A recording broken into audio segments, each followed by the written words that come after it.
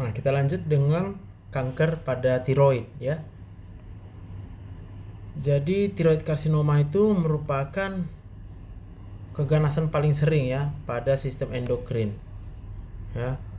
Tumor-tumor yang ganas itu berasal dari epitel folikuler sehingga diklasifikasikan berdasarkan gambaran histologisnya ya.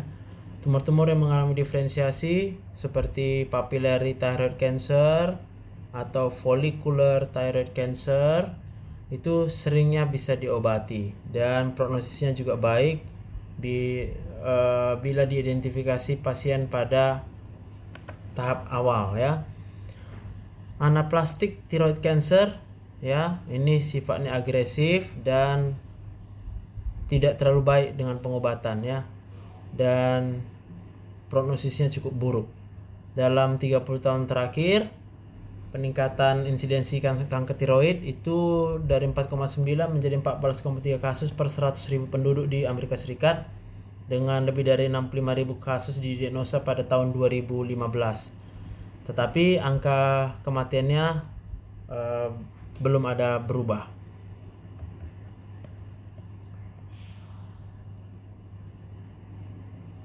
Insidensi yang meningkat ini terutama pada T1 ya, yang masih berukuran kecil ya, papillary cancer tumor ya, kurang dari 2 cm, dan telah membuat para ahli mempertimbangkan bahwa kanker tiroid lebih sering dia didiagnosa secara berlebihan ya.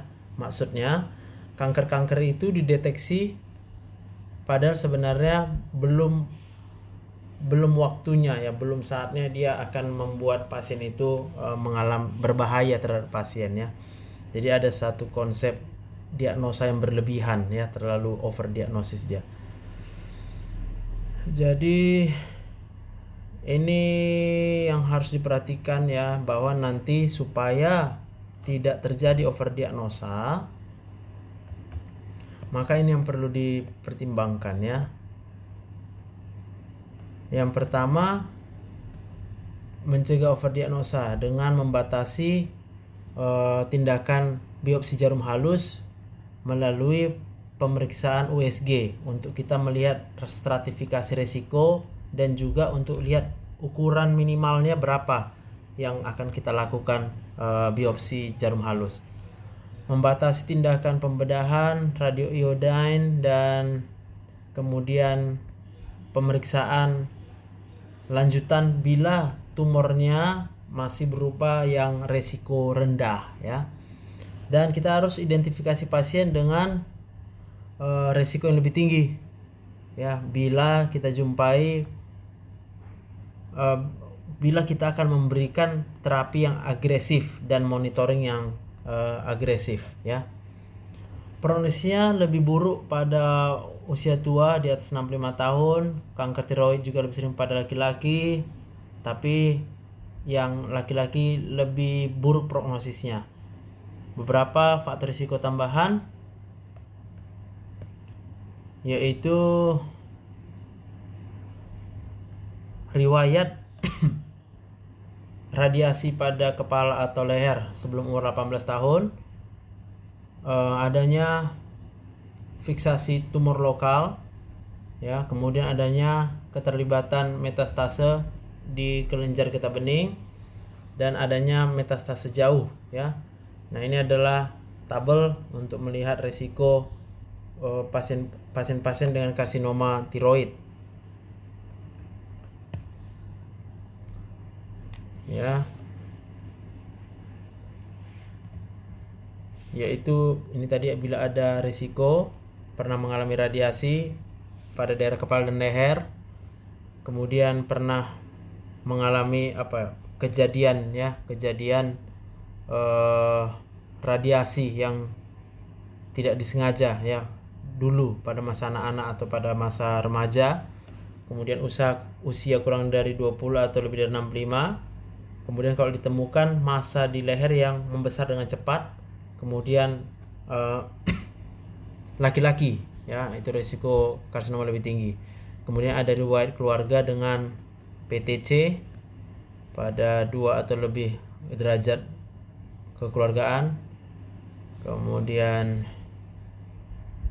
dengan adanya paralise ya, jadi suara serak ya, ini resiko yang lebih tinggi.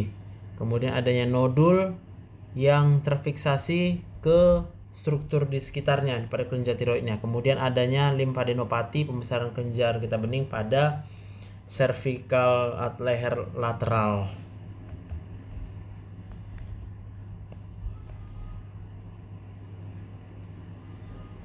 Beberapa gambaran yang unik ya sebagai gambaran dari kanker tiroid itu menolong kita untuk kita bisa menentukan manajemennya, yaitu nodul tiroid ini mudah ya untuk dibiopsi dengan biopsi jarum halus.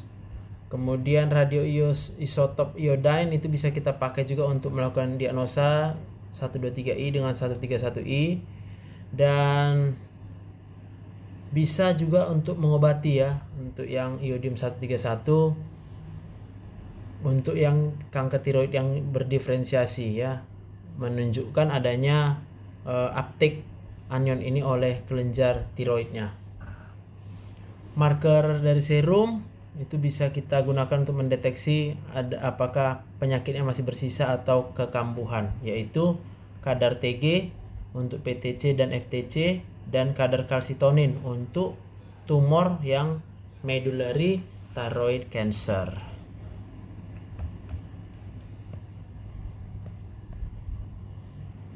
Jadi untuk klasifikasinya, neoplasma tiroid itu bisa muncul dari berbagai tipe sel yang ada di dalam kelenjar tiroid, termasuk thyroid follicular cell, termasuk calcitonin producing C cell, termasuk limfosit, termasuk stromal dan vascular elemennya ya, termasuk juga bisa dari metastase dari tempat lain ya. Jadi American Joint Committee on Cancer itu mengeluarkan satu staging dengan melihat tumornya, nodulnya, dan metastasenya. Ini kita lihat pada tabel 3784. Ya, ini ya.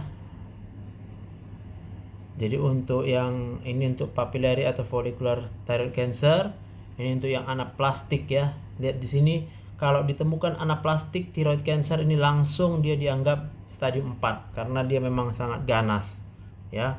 Kalau yang ini masih berdasarkan umur, kemudian berdasarkan ukurannya, berdasarkan nodulnya, dan berdasarkan ada tidaknya metastase ya.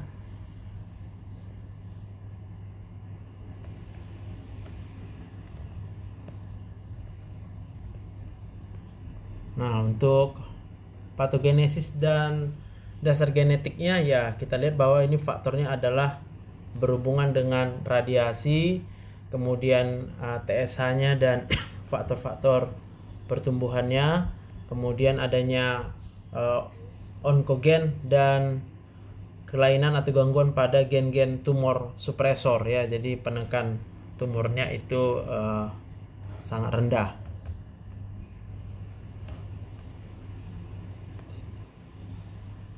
Jadi radiasi itu akan menyebabkan ini ya, pecahnya kromosom sehingga terjadi gangguan genetik dan juga hilangnya gen penekan tumor ya.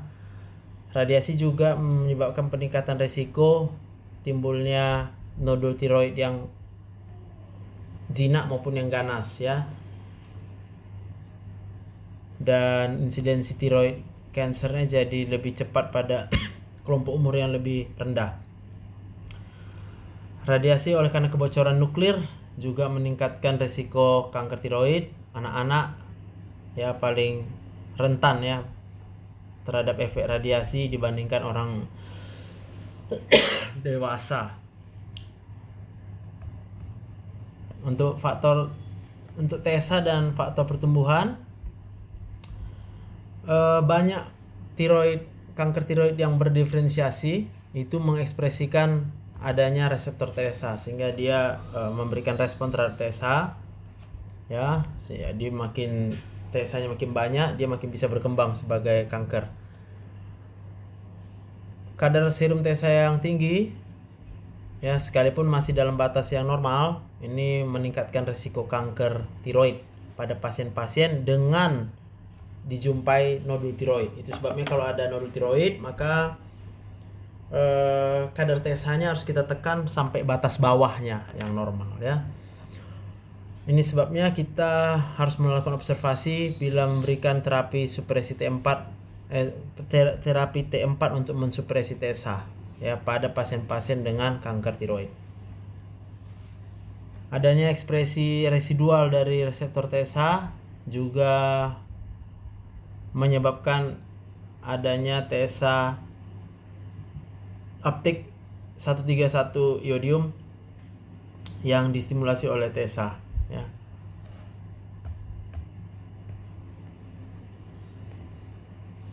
Nah, untuk oncogen dan tumor suppressor gen ya. Kanker tiroid itu monoklonal ya. Berasal dari oleh karena mutasi yang kemudian akan menyebabkan peningkatan pertumbuhan dari satu jenis sel. Sebagai tambahan, peningkatan kecepatan proliferasi beberapa kanker tiroid itu juga menunjukkan adanya gangguan terjadinya apoptosis dan gambaran-gambaran yang meningkatkan invasi angiogenesis maupun metastasis ya. Neoplasma tiroid itu telah dianalisa dengan ditemukan berbagai perubahan genetik ya, tanpa adanya bukti yang jelas dari mutasi somatik ya, di mana mereka berprogresif dari lesi jinak menjadi lesi yang ganas.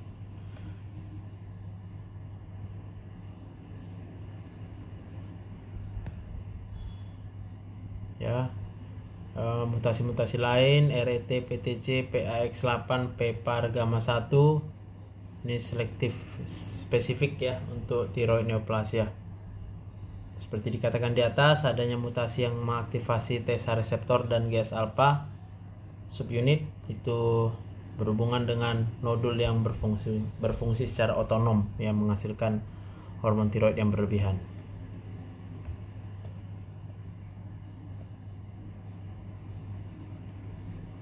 Walaupun mutasi ini kemudian meningkatkan pertumbuhan sel tiroid, tapi nodulnya biasanya selalu jinak ya. Untuk aktivasi RET, RAS, BRAF jalur signalingnya ini dijumpai pada 70% pada papillary tumor cancer, papillary thyroid cancer, walaupun jenis tipe mutasinya itu heterogen. Ya, ini perubahan-perubahan gennya pada kromosom. RET itu berubah pada 20-40% kasus PTC ya.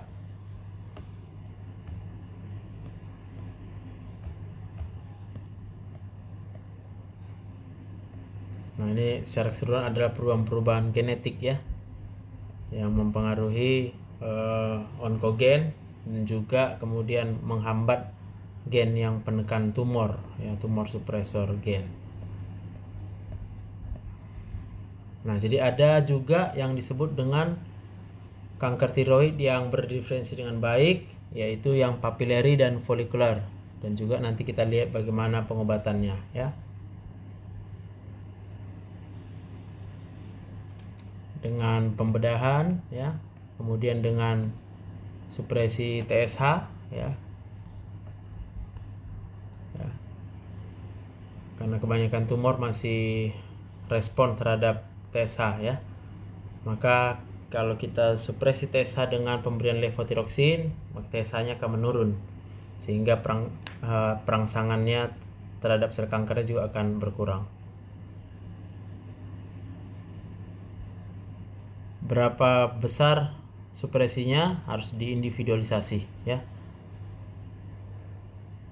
Kalau dia dengan resiko rendah terjadi kekambuhan, TSH-nya lower normal limit ya, jadi 0,5 sampai 2. Kalau dia pada intermediate atau high risk, TSH-nya harus 0,1 sampai 0,5. Dan kurang dari 0,1 kalau dia high risk. Wah. Jika tidak ada kontraindikasi terhadap tirotoksikosis yang mild. Jadi supaya bisa dia ditekan sampai kurang dari 0,1 ya mau nggak mau pasiennya harus dinaikkan dosis levotiroxinnya. Kalau dinaikkan dosis levotiroxinnya maka dia akan mengalami tirotoksikosis. Tapi lebih penting TSH-nya ditekan serendah mungkin supaya pertumbuhan sel kankernya berhenti. Ya, khususnya dikatakan pada yang sudah mengalami metastase kanker tiroid.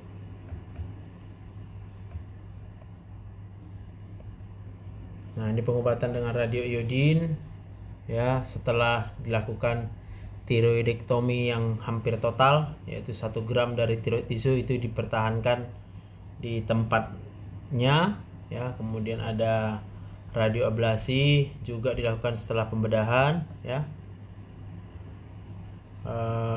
untuk mengeliminasi sisanya ya, ya.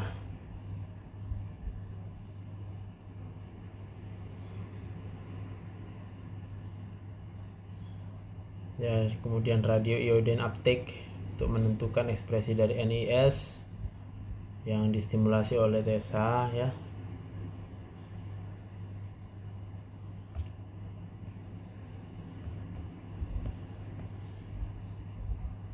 Jadi tidak semua pasien akan memiliki keuntungan ya dengan terapi radioiodin.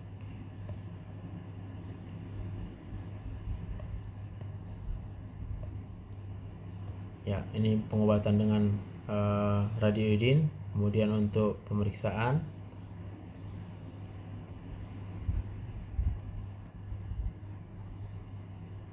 ya, kita lanjut dengan yang anaplastik ya. Ini yang ganas ya. Limfoma ya pada kelenjar tiroid biasanya didahului oleh Hashimoto thyroiditis ya, jadi risiko terjadi limfoma pada Hashimoto thyroiditis lebih tinggi ya. Ya, kalau dijumpai massa tiroid yang berkembang dengan cepat ya, maka gambarannya biasanya limfoma sel besar yang difus ya.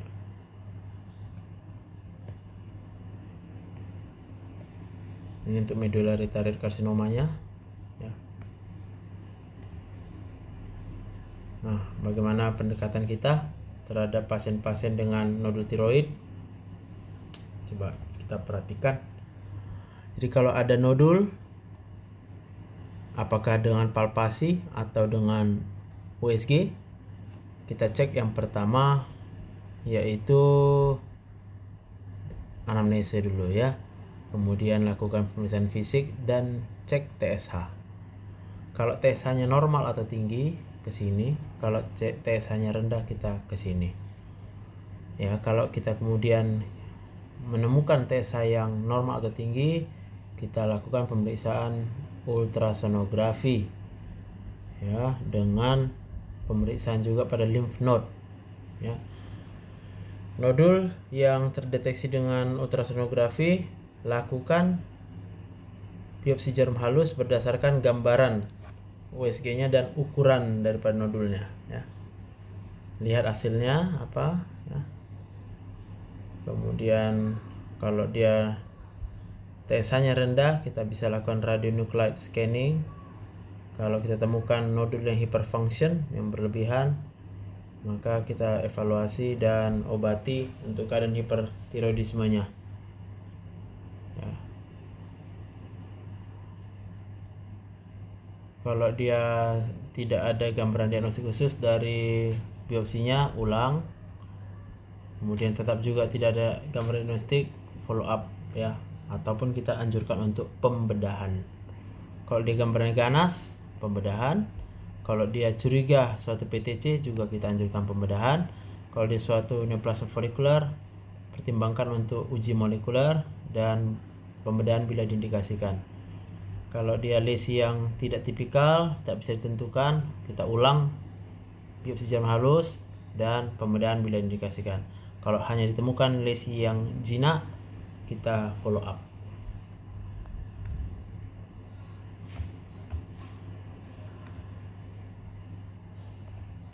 Baik, demikianlah kuliah kita tentang kelenjar tiroid ini ya. Jadi cukup banyak, silakan untuk dibaca-baca. Ini sumbernya dari buku Harrison kita, ya, edisi yang terakhir. Semuanya ada di sana ya. Terima kasih untuk perhatiannya. Selamat belajar. Tuhan Yesus memberkati kita.